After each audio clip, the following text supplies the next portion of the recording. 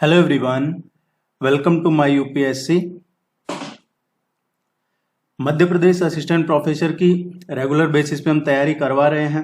10 test इसके already complete हो चुके हैं। आज टेस्ट नंबर 11 डिस्कस करेंगे। आपने अभी तक टेस्ट सीरीज ज्वाइन नहीं की है तो टेस्ट सीरीज ज्वाइन कर लीजिए। टेस्ट सीरीज का लिंक आपको नीचे डिस्क्रिप्शन में मिल जाएगा, कमेंट सेक्शन में मिल जाएगा, या फिर आप हमारी वेबसाइट पे जाके भी टेस्ट सीरीज ज्वाइन कर सकते हैं। अदरवाइज ये व्हाट्सअप नंबर है, इस पर भी आप कॉन्टैक्ट करके टेस्ट सीरीज ज्वाइन कर सकते हैं। आपको आपके सिलेबस के नोट्स मिल जाएंगे। यहाँ जो टेस्ट करवाए जा रहे हैं उनका पीडीएफ वगैरह और प्रैक्टिस टेस्ट मिलते रहेंगे आपके एग्जाम तक। Let's begin. Who has been appointed as the chairperson of the Cheetah Project Steering Committee set up by NTCA? NTCA क्या है? ये नेशनल टाइगर कंजर्वेशन अथॉरिटी है। NTCA जिसको बोलते हैं हम राष्ट्रीय बाघ संरक्षण प्राधिकरण। और राष्ट्रीय बाघ संरक्षण प्राधिकरण की स्थापना कब हुई थी? 2005 में। ये किस में एक बनाया गया था प्रोजेक्ट टाइगर शुरू हुआ। उसके बाद में जो टाइगर टास्क फोर्स थी, प्रोजेक्ट टाइगर के बाद में टाइगर टास्क फोर्स बनी और टाइगर टास्क फोर्स की सिफारिश के बाद टाइगर टास्क फोर्स ने रिकमेंड किया और उसी के बाद प्राइम मिनिस्टर ऑफ इंडिया ने एस्टैब्लिश किया इसको राष्ट्रीय बाघ संरक्षण प्राधिकरण को, जिसको नेशनल टाइगर कंजर्वेशन अथॉरिटी बोलते हैं। ये एक स्टैट्यूटरी बॉडी है जो कि मिनिस्ट्री ऑफ एनवायरनमेंट, फॉरेस्ट और क्लाइमेट चेंज के अधीन आती है। ये क्वेश्चन की बात करते हैं। ये करंट अफेयर का क्वेश्चन है मध्य प्रदेश का ही। राजेश बंसल अभी इसके चेयरपर्सन अपॉइंट किए गए हैं। जो secretary general of global tiger form है उनको अपॉइंट किया गया है एज ए चेयरमैन।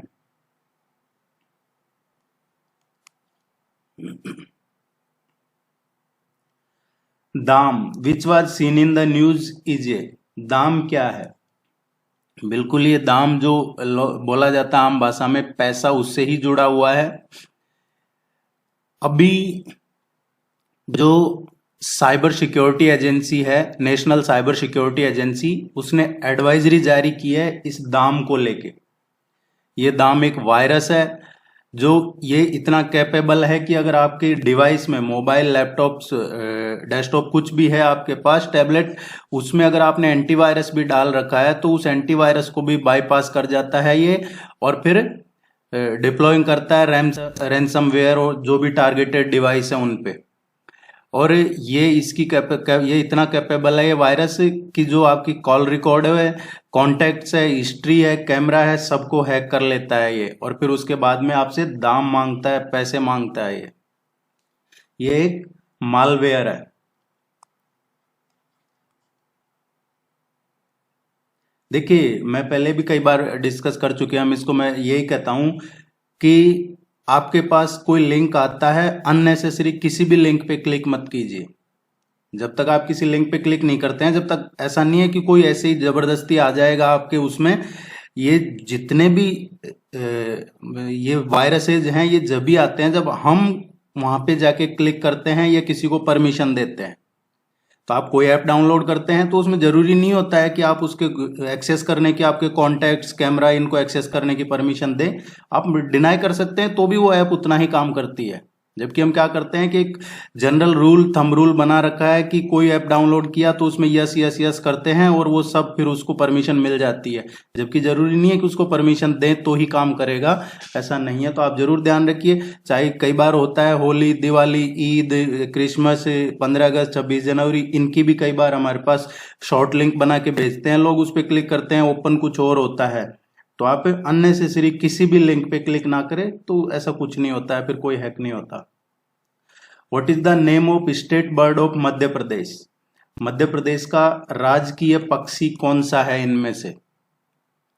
मध्य प्रदेश का जो राजकीय पक्षी है वो है पैराडाइज फ्लाई कैचर। इसको दूधराज भी बोलते हैं या सुल्ताना बुलबुल भी कहा जाता है इसको, और इंग्लिश में इसको जो पैराडाइज फ्लाई कैचर है ये कहा जाता है। ये एक मीडियम साइज का होता है बर्ड और नेटिव बर्ड है ये कहाँ का? एशिया का ही नेटिव बर्ड है ये। इसकी जो ग्लोबल पॉपुलेशन है, ये जो IUCN की रेड लिस्ट जिसको हम बार बार जिक्र करते हैं, IUCN की रेड डेटा लिस्ट है, उसमें लीस्ट कंसर्न में है। ज्यादा चिंता की बात नहीं है, लीस्ट कंसर्न में है ये। और ये actually Indian subcontinent, central Asia और सबसे ज्यादा म्यांमार में पाया जाता है।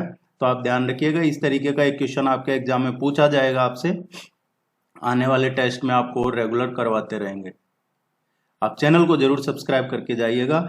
Sabang port which was seen in the news is located in which country? Sabang port किस देश में है? यह अभी काफी बड़ा डेवलपमेंट हुआ है।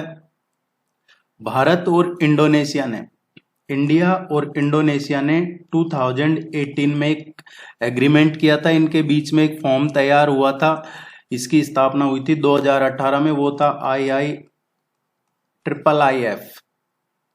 India Indonesia infrastructure form. ये पूछा जा सकता है किसी एग्जाम में आपसे कि इंडिया इंडोनेशिया इंफ्रास्ट्रक्चर फॉर्म की स्थापना कब हुई थी और ये किस लिए हुई थी। ये भारत और इंडोनेशिया के जो प्राइवेट सेक्टर हैं उसमें बढ़ावा देने के लिए बनाया गया था, स्पेशली निजी क्षेत्र में, प्राइवेट जो क्षेत्र है उसमें, जो ये पोर्ट्स हैं इनमें एक दूसरे को लाभ पहुंचाने के लिए। अब ये बंदरगाह जो सबांग पोर्ट है, ये सबांग बंदरगाह इंपॉर्टेंट क्यों है भारत के लिए? क्योंकि चाइना को मलक्का स्ट्रेट में काउंटर करने के लिए भारत और इंडोनेशिया ने ये इस पोर्ट पे अभी इनके सहमति हुई है, यहाँ पे आदान प्रदान किया जाएगा ट्रेड वगैरह का। ये जो सबांग बंदरगाह है अपने जो इंडिया में अंडमान निकोबार है, अंडमान निकोबार से लगभग 700 किलोमीटर की डिस्टेंस पे है ये। और भारत को अगर ये पोर्ट मिल जाता है यहाँ से, तो जो मलक्का स्ट्रेट है वहां तक भारत की पहुंच बहुत आसान हो जाएगी। जो मलक्का जलडमरू मध्य है, मलक्का स्ट्रेट, वहां तक। इस क्वेश्चन का करेक्ट आंसर आएगा इंडोनेशिया। ये बहुत इंपॉर्टेंट है, ध्यान रखिएगा। सबांग पोर्ट, भारत और Indonesia. What was the name of the statue stolen from the Khajuraho temple which was handed over by the Prime Minister of Canada to Prime Minister Modi? ये देखिए, ये चीजें काफी चर्चा में रहती है। अभी रिसेंटली प्राइम मिनिस्टर ने कहीं स्पीच भी दे रहे थे, जब भी कहा था कि आजकल जो पहले चोरी हुई है चीजें, वो हमें वापस दी जा रही है, भारत सरकार को दी जा रही है, क्योंकि उनको लगता है कि अब उनकी सही जगह यही है। तो ये जो चोरी हुई थी, ये एक्चुअली पहले तो हम ये देख लेते हैं कि ये वापस क्यों, किस कानून के तहत किया जाता है। तो अगर आपसे पूछे कि ये जो रिटर्न कर रहे हैं, ना सिर्फ कनाडा और भी ब्रिटेन से, अमेरिका से, कई फ्रांस से, इनसे जो भारत की पहले चीजें मिस हो गई या कोई ले गया, जो भी वजह रही हो, वो वापस रिटर्न की जा रही है। उसके लिए एक कन्वेंशन है यूनेस्को का, 1970 का कन्वेंशन है। तो आप ये जरूर ध्यान रखिएगा, यूनेस्को का कन्वेंशन है 1970 का। ये जो स्कल्पचर है जिसकी बात कर रहे हैं, खजुराहो टेम्पल से चोरी हुई थी, जो कनाडा के प्राइम मिनिस्टर ने दी है, ये 12वीं सेंचुरी की है, 12वीं सेंचुरी की है, लगभग 800 साल पुरानी ये है स्कल्पचर है, जिसमें एक महिला है, विमेन, जिसके हाथ में तोता है, ऐसा ये, इसीलिए इसको पैरट लेडी बोला जाता है। डी इसका सही आंसर है।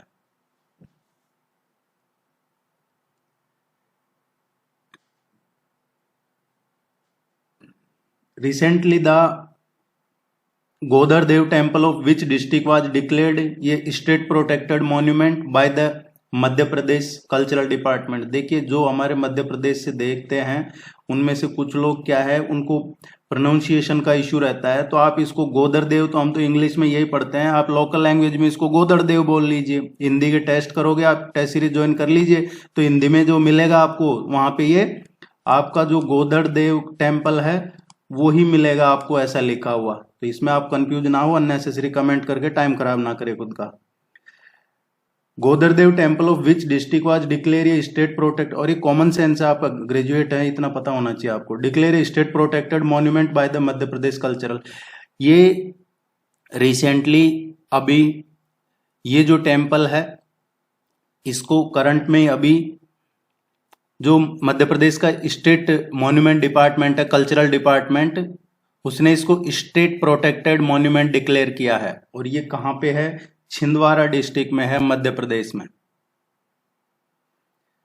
जो, और अगर छिंदवाड़ा नहीं है तो छिंदवाड़ा में है, ये चांद तहसील है, यहां पे है।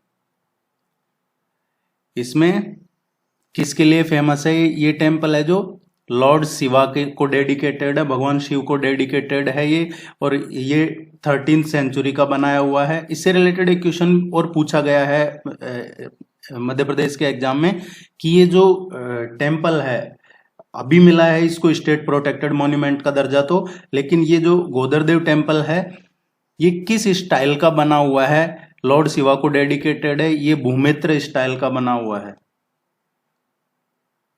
भूमित्र स्टाइल का बना हुआ है ये। तो ये कुछ चीजें इसके बारे में आप ध्यान रखिएगा। आपसे इस तरीके से पूछा जा सकता है कि अभी हाल ही में किस मंदिर को ये स्टेट प्रोटेक्टेड मॉन्यूमेंट का दर्जा दिया गया है। इन which year was the Madhya Pradesh राजकोषीय उत्तरदायित्व एवं बजट प्रबंधन अधिनियम पास्ड? ये जो मध्य प्रदेश राजकोषीय उत्तरदायित्व एवं बजट प्रबंधन अधिनियम है, ये किस साल पास किया गया है? इस तरीके का एक क्वेश्चन एग्जाम में आप एक्सपेक्ट कर सकते हैं। तो सबसे पहले तो हम ये देखते हैं कि जो मध्य प्रदेश राजकोषीय उत्तरदायित्व एवं बजट प्रबंधन अधिनियम है, ये किस चीज के लिए बनाया गया था? ये बनाया गया था जो फिस्कल है उसके मैनेजमेंट के लिए। इसमें स्टेट गवर्नमेंट ने की रेस्पॉन्सिबिलिटी इसमें है कि जो फिस्कल मैनेजमेंट है, चाहे वो रेवेन्यू डिफिसिट हो, फिस्कल डिफिसिट हो, इस तरीके की जो चीजें हैं, फिस्कल सस्टेनेबिलिटी या ट्रांसपेरेंसी हो, फिस्कल ऑपरेशंस जो गवर्नमेंट के हैं, उनके लिए ये बनाया गया था। अब ये कब बनाया था? ये 2005 में बनाया गया था। तो दो चीजें क्लियर हो गई आपकी, एक तो 2005 में इसकी स्थापना हुई है, और दूसरा ये फिस्कल मैनेजमेंट के लिए, रेवेन्यू डेफिसिट, फिस्कल मैनेजमेंट, या जो भी गवर्नमेंट की fiscal management and fiscal stability कह सकते हो आप इसको। Which one of the following place of Madhya Pradesh is on or nearest to 80 degree east longitude? देखिए, हम जब शुरू के क्लास करवाए हैं उसमें देखा होगा आपने 82 डिग्री करवाया था, 82.5 डिग्री ईस्ट, जो इलाहाबाद से होके निकल रही है उसको करवाया। तो 80 degree east longitude Madhya Pradesh में इनमें से कौन सी सिटी सबसे नजदीक है? ये क्वेश्चन में पूछा गया है।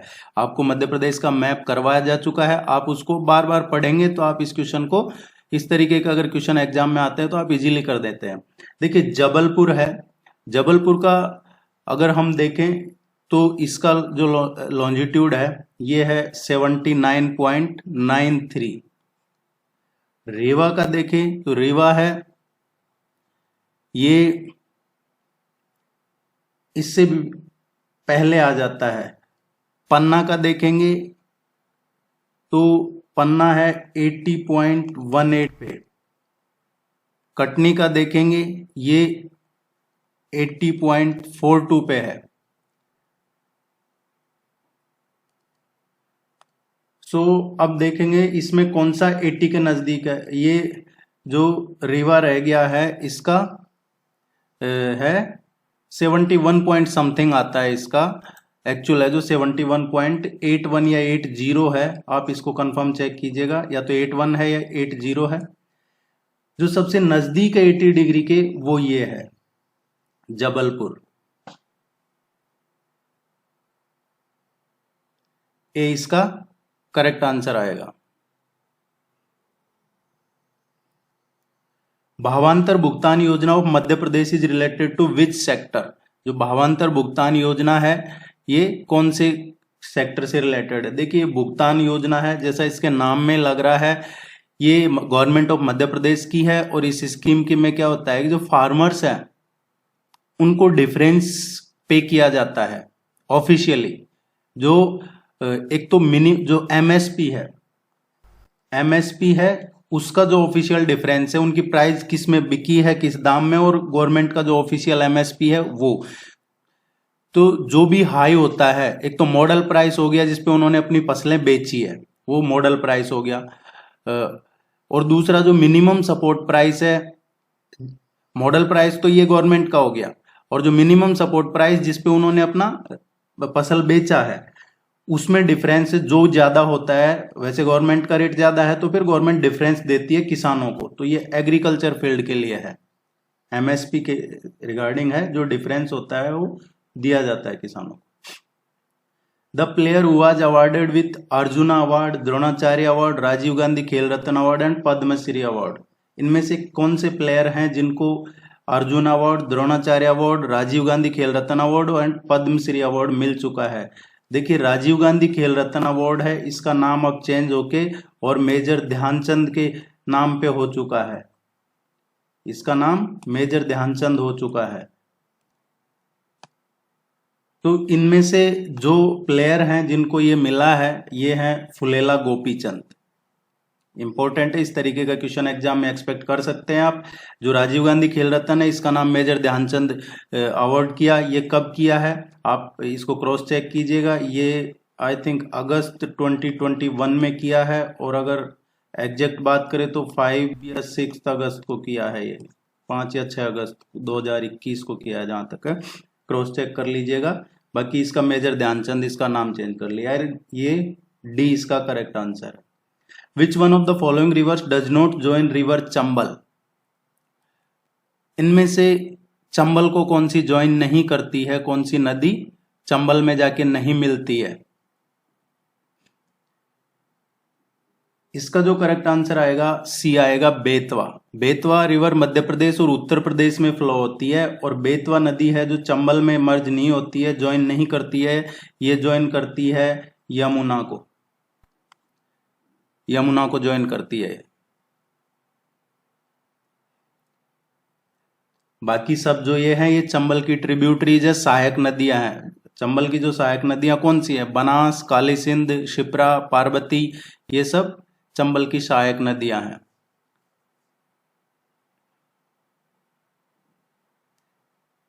चंबल का अगर देखा जाए तो ये कहां से ओरिजिनेट होती है?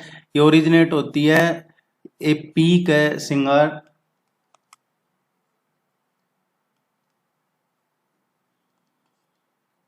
ये जो विंध्याचल माउंटेन है उसके स्लोप में, इंदौर के आसपास से ये यहां से ओरिजिनेट होती है, और फिर ये नॉर्थ डायरेक्शन में फ्लो होती है, देन नॉर्थ ईस्ट में फ्लो होकर राजस्थान में एंटर करती है, और बाद में ये यमुना में मिल जाती है इटावा में। इटावा जो है वहां पे ये यमुना में मिल जाती है। मध्य प्रदेश से झालावाड़, कोटा इधर होके फिर धौलपुर से आगे ये इटावा में, चंबल में जाके इसमें यमुना में मर्ज हो जाती है। Which district of Madhya Pradesh has highest percentage of scheduled tribe population? Scheduled tribe population सबसे ज्यादा इनमें से कौन से जिले में है?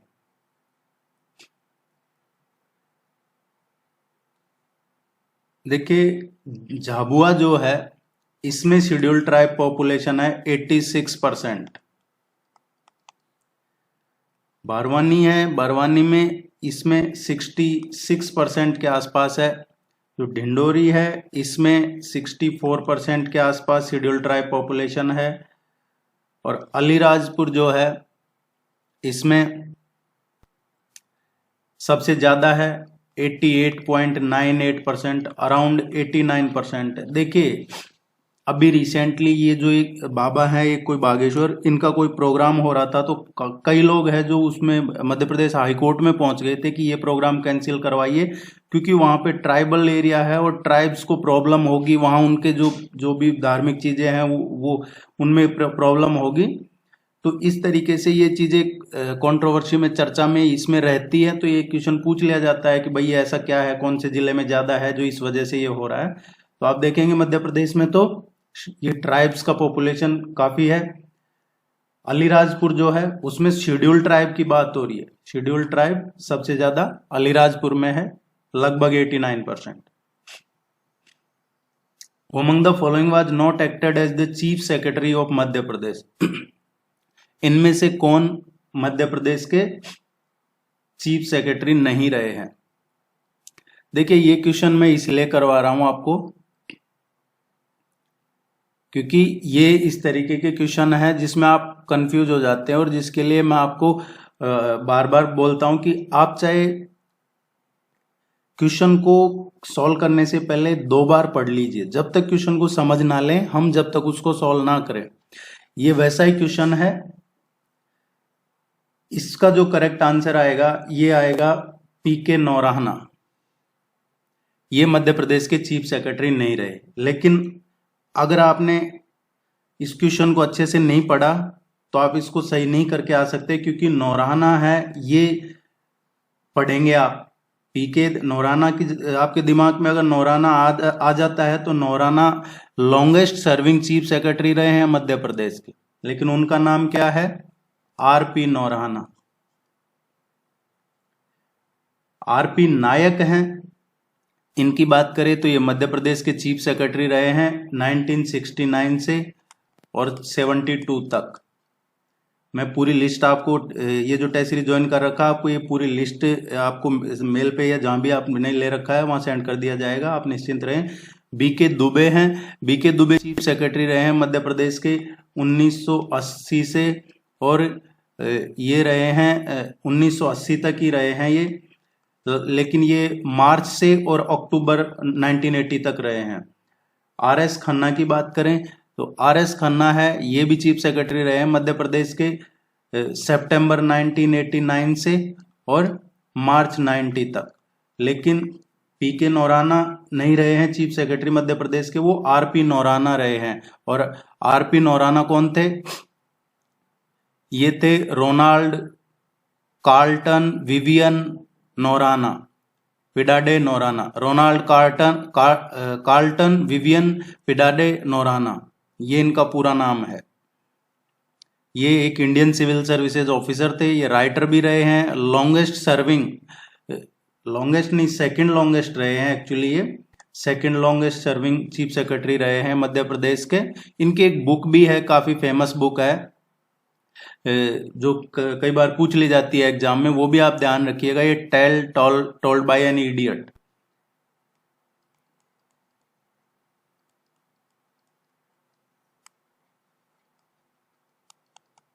ये बुक है इनके आरपी नौराना की, ये जरूर ध्यान रखिएगा, ये पूछ ली जाती है कई बार एग्जाम में।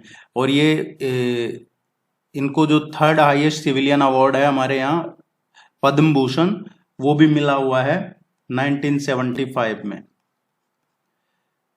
और अभी की बात करें करंट में, प्रेजेंटली अभी चीफ सेक्रेटरी कौन है मध्य प्रदेश के? अभी मध्य प्रदेश के चीफ सेक्रेटरी है इकबाल सिंह बैंस। इकबाल सिंह अभी मध्य प्रदेश के चीफ सेक्रेटरी है, और ये लगभग 2020 से यही चल रहे हैं, पिछले 2-2.5 साल से।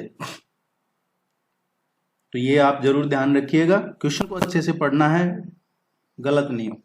विच organisation is giving financial support for Tejaswini rural women's empowerment programme? ये इसको जो वित्तीय सहायता है वो किसकी तरफ से दी गई है? इसका जो करेक्ट आंसर आएगा IFAD आएगा इसका करेक्ट आंसर। ये ऑपरेशनल हुआ है 2007 में, लेकिन IFAD क्या है? ये international fund for agriculture development है, ये एक इंटरनेशनल फाइनेंशियल इंस्टीट्यूट है, और जो यूनाइटेड नेशन है उसकी एजेंसी है, ये स्पेशलाइज्ड एजेंसी है। और ये किसके लिए काम करती है? To address poverty and hunger rural areas में, जो डेवलपिंग कंट्री है, जो विकासशील देश हैं उनमें रूरल एरिया में गरीबी और जो हंगर है उसको एड्रेस करती है। और फिर अगर किसी को फाइनेंशियल असिस्टेंस चाहिए, सपोर्ट चाहिए, तो फिर ये UN की तरफ से इसकी मदद मिलती है। IFAD international fund for agriculture development implement हुआ था ये मध्य प्रदेश और महाराष्ट्र में 2007 में मध्य प्रदेश में, और 2018 में ये महाराष्ट्र में इम्प्लीमेंट किया गया था। सी इसका करेक्ट आंसर है।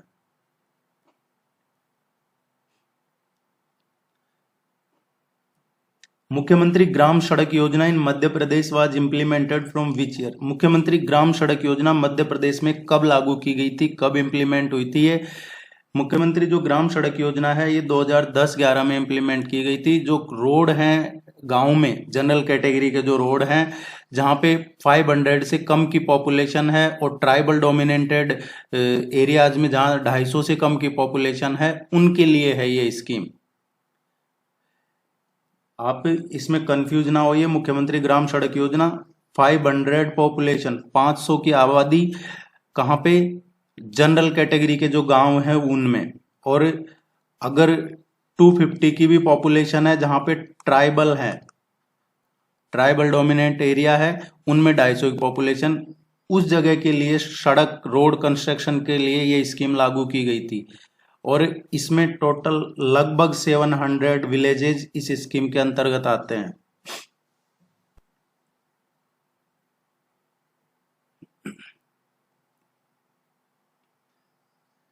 The state commission submits its annual report to the, जो स्टेट कमीशन है वो अपनी एनुअल रिपोर्ट किसे सबमिट करता है? स्टेट राज्य कमीशन जो है, स्टेट कमीशन, वो अपनी वार्षिक रिपोर्ट सबमिट करता है स्टेट गवर्नमेंट को। अब इसमें अगर यहाँ पे पब्लिक जोड़ दिया जाता है, स्टेट पब्लिक कमीशन, तो फिर स्टेट पब्लिक कमीशन अपनी रिपोर्ट सबमिट करता है गवर्नर को, फिर गवर्नर को सबमिट करता है। जैसे यूपीएससी है, वो अपनी एनुअल रिपोर्ट किसको सबमिट करता है? यूपीएससी जो आर्टिकल 323 के तहत रिपोर्ट सबमिट करता है, वैसे ही स्टेट जो पब्लिक सर्विस कमीशन है वो अपनी रिपोर्ट सबमिट करते हैं। यूपीएससी राष्ट्रपति को करता है और स्टेट पीएससी गवर्नर को। लेकिन स्टेट कमीशन की बात हो रही है तो स्टेट कमीशन स्टेट गवर्नमेंट को अपनी एनुअल रिपोर्ट सबमिट करता है। कैप्टन रूप Singh stadium is related with which sports? ये जो कैप्टन रूप सिंह स्टेडियम है ये किस खेल से जुड़ा हुआ है? कैप्टन रूप सिंह, इसका नेम क्यों रखा गया है? क्योंकि ये एक ओलंपिक गोल्ड मेडलिस्ट थे, ओलंपिक गोल्ड मेडलिस्ट थे ये, जो कैप्टन रूप सिंह थे। किस में थे? हॉकी में। हॉकी में इन्होंने गोल्ड मेडल मिला हुआ है इनको। तो ये हॉकी से रिलेटेड स्टेडियम था, लेकिन इसको 1980s के टाइम पे इसको क्रिकेट में बदल दिया गया। तो पहले ये हॉकी का था, अब इसको क्रिकेट में बदल दिया गया, तो अब ये क्रिकेट का है।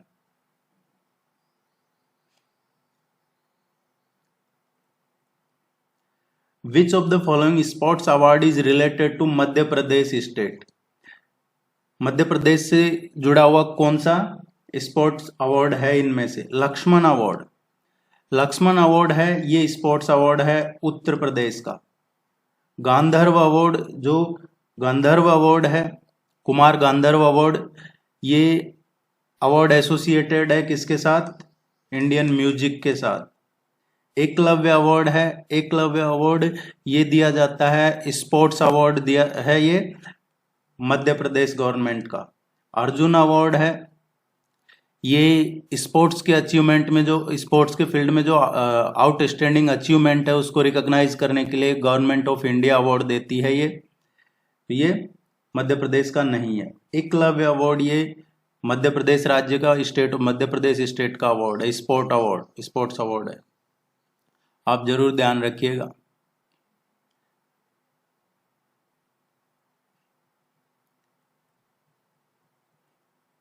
Which of the following sequence present the correct location of ranges in the Satpura region from west to east? पश्चिम से पूर्व की तरफ जो सतपुरा रीजन है उसकी जो रेंज है वो दिखाना है कि सतपुरा रीजन में जो कौन कौन सी रेंज है उनका पश्चिम से ईस्ट की तरफ क्या इनका सीक्वेंस रहेगा। देखिए सतपुरा रेंज है, ये डेक्कन प्लेट्यू का ही पार्ट है, जो डेक्कन प्लेट्यू है इंडिया का उसका ही पार्ट है सतपुरा रेंज।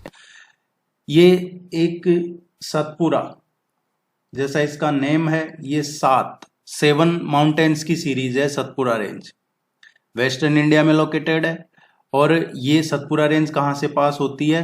मध्य प्रदेश, महाराष्ट्र, मध्य प्रदेश और महाराष्ट्र से पास होती है। सतपुरा रेंज है ये किस रेंज के पैरेलल में है? ये विंध्याचल रेंज के पैरेलल में है, विंध्यान रेंज के पैरेलल में है सतपुरा रेंज। सतपुरा रेंज में कौन कौन सी है? बरवानी हिल है वेस्ट में, सबसे बेस्ट वेस्ट की पश्चिम की बात करें तो बरवानी आ गई। देन इसके बाद में महादेव हिल्स है, ये नॉर्थ में है।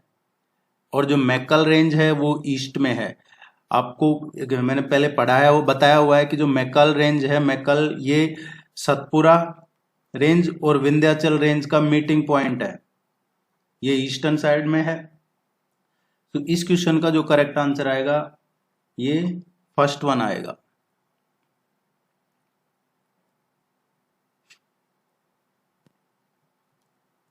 Among the following built Tribhuvan Narayan temple at Chittor.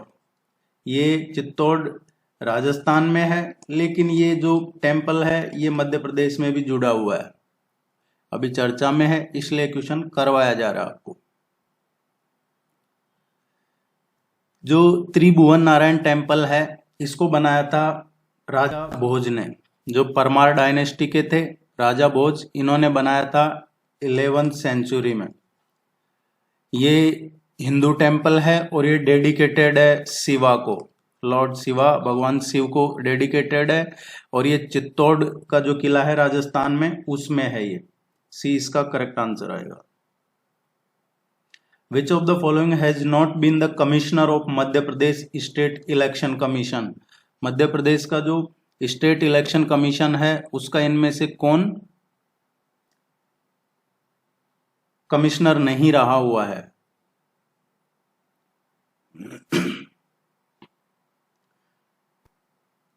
Shri Gopal शरण शुक्ला। गोपाल शरण शुक्ला है, ये सेकंड स्टेट इलेक्शन कमिश्नर थे मध्य प्रदेश। जो ये स्टेट इलेक्शन कमीशन है इसके सेकंड जो कमिश्नर थे यही थे। ये 2000 से और 2006 तक रहे हैं। अजीत रायजादा हैं, ये 2010 से और 2013 तक रहे हैं और ये फोर्थ स्टेट जो इलेक्शन कमीशन है राज्य चुनाव आयोग उसके कमिश्नर रहे हुए हैं। जो परशुराम है, आर परशुराम, ये 5th कमिश्नर रहे हुए हैं, 5वें, 2013 से और 2018 तक, 2018 तक। श्री अवनी वैश्य हैं, ये देखिए एक्चुअली ये श्री नहीं है, अवनी वैश्य है। ये रही है former chief secretary of Madhya प्रदेश। ये मध्य प्रदेश की चीफ सेक्रेटरी रही है 2010 से 2012 तक। मध्य प्रदेश जो स्टेट इलेक्शन कमीशन है उसकी बात करें तो ये कब एग्जिस्टेंस में आया है? मध्य प्रदेश राज्य चुनाव आयोग है, ये 1994 को इसका अस्तित्व में आया है। इसकी स्थापना कह सकते हैं 15 फरवरी को 1994 को मध्य प्रदेश राज्य चुनाव आयोग की स्थापना हुई है।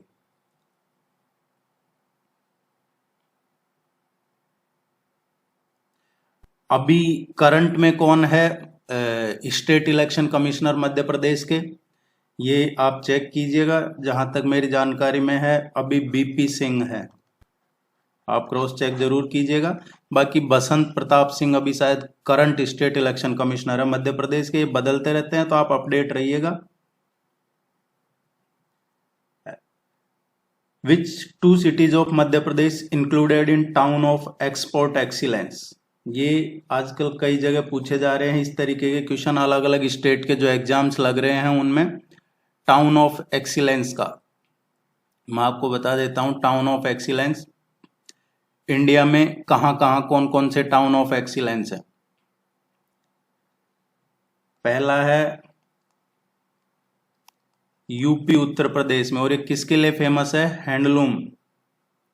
हैंडलूम्स के लिए। दूसरा मालिहाबाद, ये भी उत्तर प्रदेश में ही है, ये हॉर्टिकल्चर प्रोडक्ट्स के लिए फेमस है। एक कानपुर है, कानपुर भी उत्तर प्रदेश में है, ये लेदर जो प्रोडक्ट्स हैं लेदर के उनके लिए है। आगरा ये भी उत्तर प्रदेश में है, ये भी लेदर के प्रोडक्ट्स के लिए फेमस है। पानीपत पानीपत है हरियाणा में, और ये भी लेदर के, हरियाणा में ये वूलन के प्रोडक्ट्स के लिए है, जो वूलन के प्रोडक्ट्स हैं उनके लिए फेमस है। इसके अलावा जो टाउन ऑफ एक्सपोर्ट एक्सीलेंस है उसमें लुधियाना है, लुधियाना पंजाब में है, ये वूलन के लिए ही है। एक भिवंडी है महाराष्ट्र में, वो भी वो टेक्सटाइल के लिए है। अगरतला त्रिपुरा है, ये बम्बू कैन या हैंडीक्राफ्ट्स के लिए है। मध्य प्रदेश की बात करें तो मध्य प्रदेश का जो है ये देवास इंदौर, ये टाउन ऑफ एक्सपोर्ट एक्सीलेंस, और ये किस चीज के लिए है? जो सोया मील हैं या सोया प्रोडक्ट्स हैं वो इंदौर सिटी के सोया। और देवास का जो फार्मास्यूटिकल है, फार्मास्यूटिकल वो देवास का है। तो ये आप जरूर ध्यान रखिएगा, जो जो इंपॉर्टेंट सिटीज हैं ये पूछा जाता है कई बार। आप चैनल को सब्सक्राइब जरूर कीजिएगा, वीडियो को लाइक कीजिएगा, सपोर्ट कीजिए। Bodhan Dowa was the commander सेनापति of, Bodhan Dowa was the commander सेनापति ऑफ, ये जो शाहगढ़ के राजा हैं उनके कमांडर थे ये।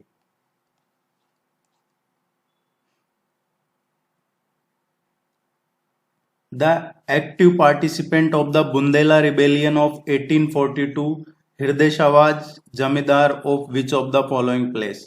जो बुंदेला रिबेलियन हुआ 1842 में, उसमें एक्टिवली पार्टिसिपेट किया था ये हृदय शाह, ये जमींदार कहाँ के जमींदार थे ये पूछा गया है क्वेश्चन में।